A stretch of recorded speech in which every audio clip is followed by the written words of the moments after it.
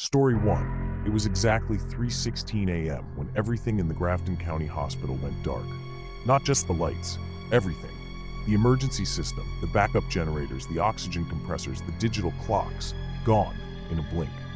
For a facility built with triple redundancies and storm-grade backups, this kind of blackout wasn't just unusual, it was impossible. The night shift was light that evening. Only 4 nurses on the floor, 1 security guard, and a skeleton crew in the ICU. Evelyn Marsh, a veteran nurse with 12 years of experience, was reviewing patient records in the dim office light when the blackout swallowed the entire building. Then, for a few heartbeats, the emergency lights flickered back on, weak, stuttering, like dying candles in a cold room. And that's when she saw him, in the corridor, standing still. The patient's name had been Lionel Carver, a man in his 70s from the psychiatric wing. He had passed away 4 nights earlier. Heart failure. Quiet. Peaceful. Documented. Evelyn herself had zipped the bag, and yet he stood there, in the flickering red emergency light, swaying gently like a puppet on invisible strings. His eyes were open, but they didn't seem to see her. Then the lights died again, and so did her breath. For the next 30 minutes, Evelyn walked the halls with a flashlight that refused to stay on. Every time it flickered, she heard movement, distant, upstairs, footsteps that ran, stopped, then ran again. The odd thing was, all stairwell doors had been locked since midnight. No patients could be up there, and the sound wasn't just of footsteps, it was like dragging, bare feet across tile, or something heavier. In the ICU, the cardiac monitors rebooted themselves without power. They blinked erratically, then showed readings. Not just 1 or 2, but 12 monitors, all registering heartbeats. 63 BPM, 98 BPM, 42 BPM, and all coming from beds where no patients currently lay. Evelyn ran to the main console, tried the phones. Dead. Even the intercom refused to respond. Her colleagues in other wings reported the same. Empty rooms with equipment turning on and off, as if someone or something was trying to use them. At one point, the mortuary alert triggered by itself. It only activates when the secure freezer doors are opened, but those doors require biometric access. Evelyn and the guard rushed down, only to find all 4 storage drawers wide open, despite the locks being engaged. No one inside, no fingerprints, no evidence of tampering. The hospital security cameras, which were digital and recorded to the cloud, showed nothing. When the footage was reviewed later, the entire span from 3:15 to 4:02 a.m. was missing, a black void. No video, no audio. As if the entire hospital had been cut from existence for exactly 47 minutes. When power finally returned, one thing was immediately wrong. Bed 14C in the psychiatric wing was empty. The body that had been there, awaiting transfer to the funeral home, was gone.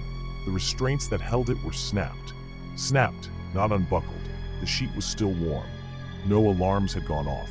No staff had access to that floor during the blackout. But the body had vanished. Evelyn's report was dismissed. Management cited data corruption and electrical failure. But one person believed her. The night security guard, Mason Thorne. A former military vet, always calm. That morning, after reviewing the blacked-out security footage and seeing what appeared to be a figure standing behind him, one that hadn't been there when he turned around, he handed in his resignation on the spot.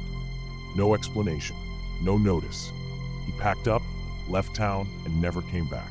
Evelyn still works at the hospital, but she never again takes the night shift.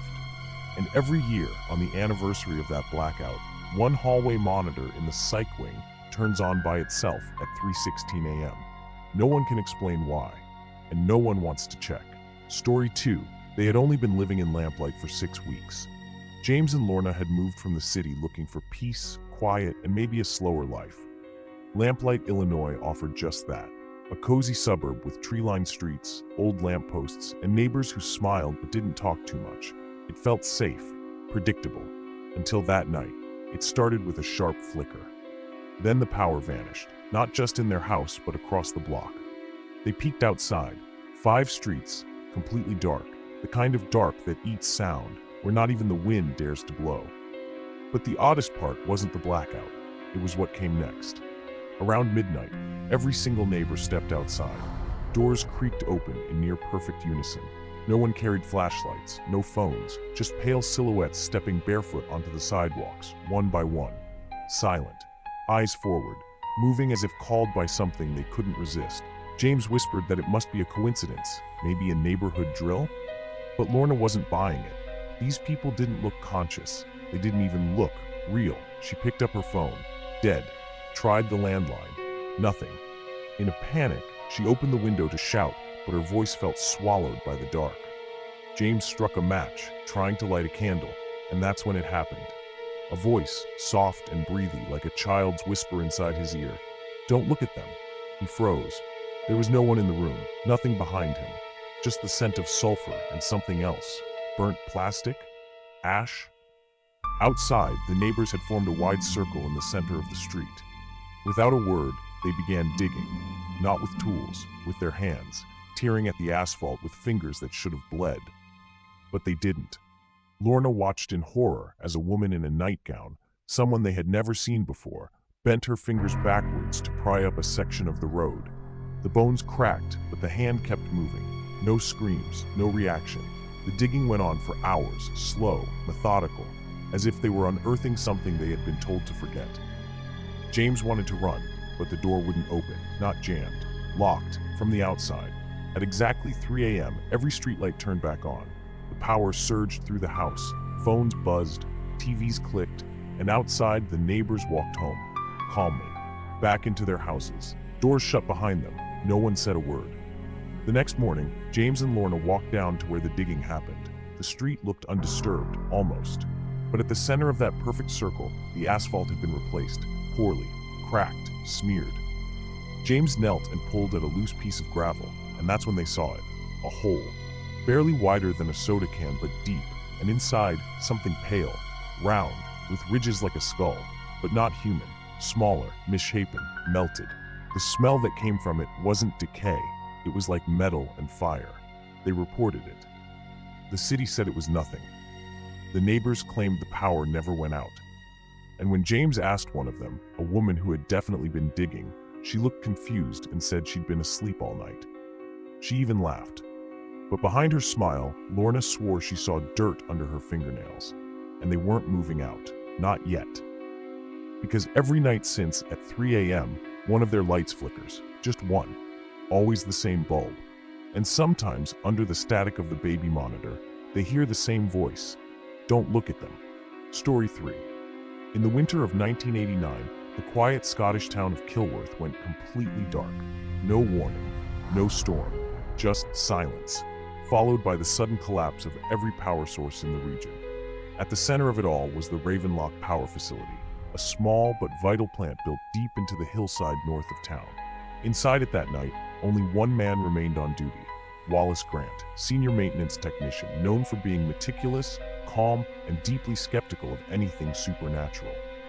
At 2:41 a.m., the entire system flatlined. Ravenlock lost power. But what came next didn't feel like a normal blackout. Wallace described it later as a soundless vibration, like something crawling underneath the floor and breathing through the concrete.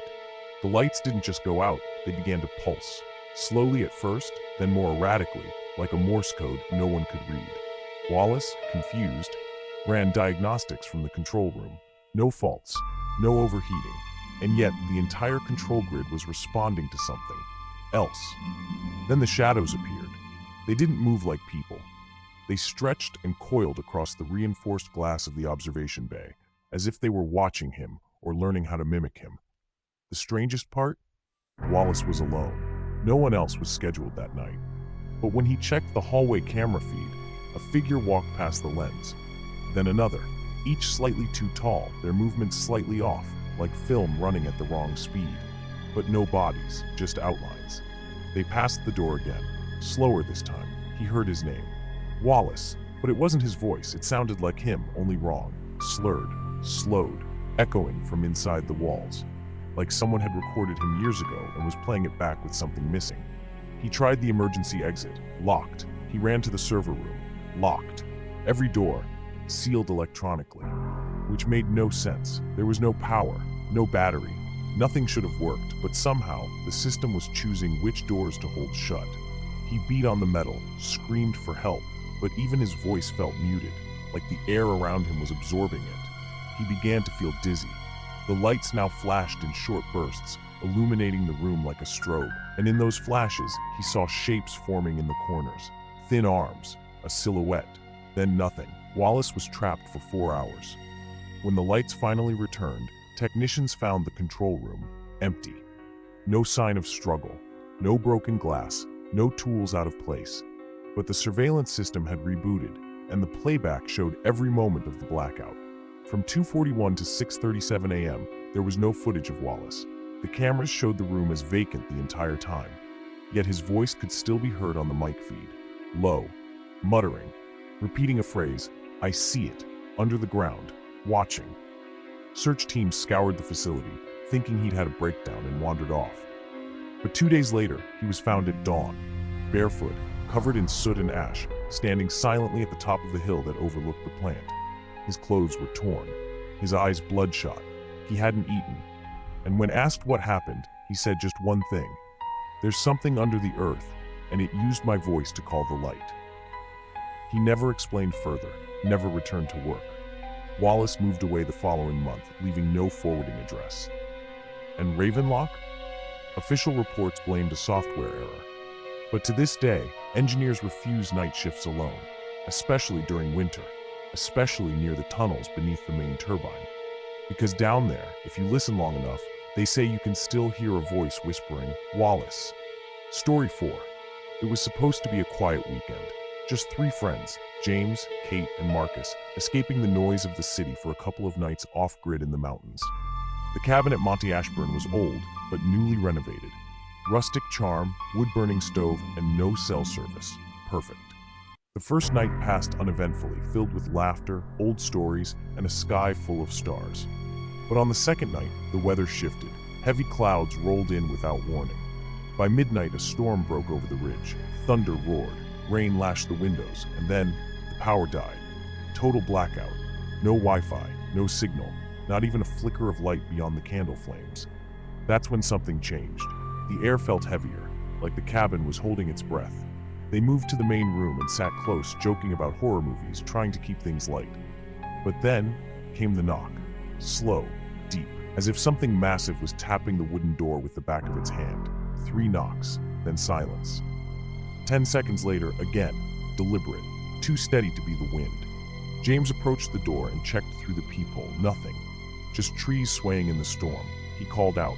No reply. The knocking stopped for a moment. Then came one final thud, louder than the rest, like the door itself had sagged under the pressure. And then, nothing. Total silence. Even the rain seemed to pause. That's when Kate's candle went out on its own. No breeze, no movement, just gone. A second later, a voice echoed from the hallway. Soft, playful, mimicking her exact laugh. But Kate hadn't spoken. She was staring at the dark corridor, her face pale. They froze. Not one of them moved for nearly a minute. And then the generator, which they hadn't even touched since arrival, sputtered to life on its own. The lights flickered on, just for 2 seconds. Long enough to cast reflections in the window, and in that reflection, they all saw it. A figure, tall, unmoving, positioned between them, featureless. No face, no eyes, just the impression of a human form, as if the shadows had risen to take shape. The lights cut again. The generator went silent. No one spoke. James grabbed the keys. Kate grabbed her shoes without tying them. And all 3 burst through the back door into the woods, running blindly through branches and rain until the trees gave way to the road hours later. They didn't stop until they saw headlights. The next day, firefighters were sent to investigate. The cabin was intact, dry, undisturbed. No sign of forced entry, no evidence of tampering with the generator. But something had changed. The large mirror above the fireplace, thick antique glass, was shattered from the inside. The pieces lay spread in a perfect arc across the room, and on the stone behind it, drawn in what appeared to be soot or ash, someone had written 7 words. "We like the dark. Stay gone." None of them ever returned. The cabin was listed for sale the following month, but no one's bought it. Not yet. Locals say the place hums during storms, like the walls are whispering. And that every now and then, hikers spot candlelight in the windows, even when the power lines are down.